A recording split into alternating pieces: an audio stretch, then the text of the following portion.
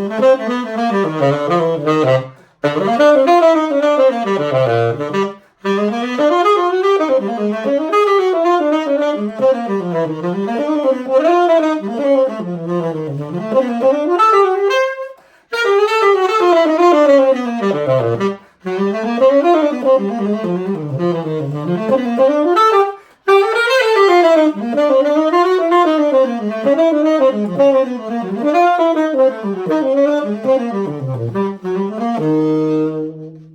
name is Derek Crane. I'm Sax Spy, and I love vintage saxophones, and playing's my thing. So Sax Spy originally was an Instagram account that I created, and it was just a name that I came up with. Didn't think anything of it, and I just posted pictures of all the different saxophones that I tried around the state. So you can see the first one is actually maybe the second one is yours. The first one is BYU's Mark 6. And then it just went from there. I kept trying people's horns, kept looking in closets, trying everything to see what I really wanted. And then people just started following it because, everyone's looking for a saxophone, we're interested in all these old horns. And it just kind of built from there to the point where, I took a few trips out to New York, looking in all the shops and doing exploration there, talking with new companies that have new products and getting the beta testing on those and just seeing what's new and what's out there. And that's kind of the whole thing about Sax Spy is I'm just kind of looking around finding things.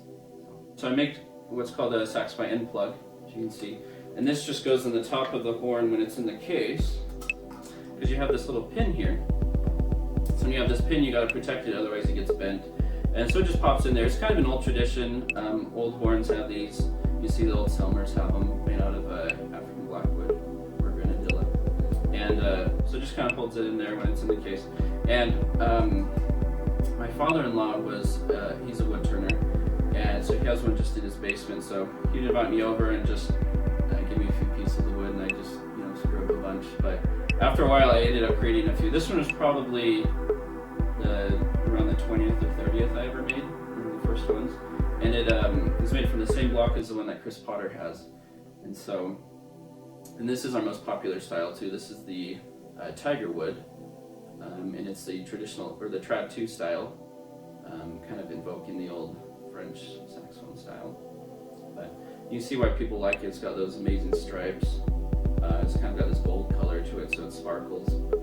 It's got a really tight grain, and it's quite a hard wood too, so it can hold a sheen. But yeah, so that's kind of the first project I was doing, and that one was really just because I wanted to make one for my own saxophone, and I posted a few pictures, and they're still attached to the block because I hadn't figured out how to get it off the block yet. And people were like, "Oh, make me one," and then I just did, and I haven't had a time without order since. That's been about a year and a half or so. So I probably should go home and make some more of these. But you see this one. This one is California redwood lace. It's pretty cool. It's got all this nice texture. Probably really hard to pick up on the camera, so you'll have to check out the pictures for that. But that one's really nice. I made this one before my trip to KB Sax in New York, because they have a line of saxophone necks called redwood, and I'm like, oh cool, like I want to make some out of redwood and whatnot. So I just had this one. So I think it's pretty cool. The lace and the burl patterns, those are kind of like the growths on a tree. And so when you cut them off, they have all these cool swirls and curls and everything like that. Some of them have black, which is black mold, and you seal it in there, but it's already made its mark, and so it's pretty cool. You get a lot of variety and uniqueness out of it. These are the material blocks, and you can see a couple different styles. There's some natural woods like the African blackwood and grenadilla. It's actually got kind of a chocolatey, dark brown, black color. And then when I finish it with oil, it's a little bit darker, but it's not actually the blackest wood I have. The blackest one I have is bog oak, which comes from England, I guess somewhere over there. These trees fell in bogs about 6,000 years ago, and the water is so acidic that they weren't able to break down. There's nothing to break them down. And so they just absorb tannins and bits of iron, and so they're like solid black pieces of oak. And they're like kind of on the way to be petrified, but it's only been 6,000 years, not a million or so. So I have some of that. That's my blackest wood. Some of these other ones you can see are the Artist series, and these are made by Picasso. That's my favorite, I think. Yeah, this one was based off, when I was flying to New York, I looked over the Uinta Mountains, and it was kind of like this brown color, and then just the tops were covered in snow. And so I showed him pictures, and he ended up making this one for me. And you can see it's got all the little different mountain ranges. It's got the snow covering it. It's got a little bit of the wind and clouds inside, and a little bit of snowfall with the glitter. And so I just use these, and I turn them in a lathe, just by hand, and they end up looking really awesome. Some other ones, are, this is Russian olive wood burl, and it is kind of invoking coral reef, so you can see some seashells in there, and a little bit of orange. And this will be a little bit clearer once it's finished.